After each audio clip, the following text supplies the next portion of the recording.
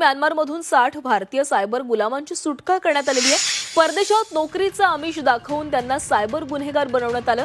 काम करण्यास नकार दिल्यानं अनेक तरुणांचा शारीरिक छळही करण्यात आला।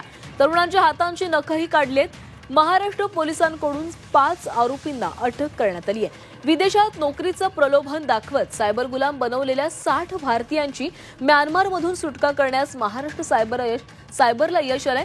या प्रकरणी राज्य सायबरनं 3 गुन्हे नोंदवत 5 आरोपींना अटक केली आहे। या तरुणांनी कामाला नकार दिल्यामुळे त्यांचा शारीरिक छळ करण्यात आला। काहींच्या बोटांची नखं उखडून टाकण्यात आली होती, तसंच काहींना विजेचा शॉकही दिल्याचं उघड झालेलं आहे। काही तरुणांनी कुटुंबियांशी संपर्क साधत तेथून सुटका करण्याची विनंती केली आणि यानंतर त्यांच्या कुटुंबियांनी पोलिसांकडे मदतीची मागणी केली। या प्रकरणी महाराष्ट्र सायबर पोलिसांनी केंद्र सरकारच्या मदतीनं ऑपरेशन राबवत एकूण 60 जणांची सुखरूप सुटका केली आहे।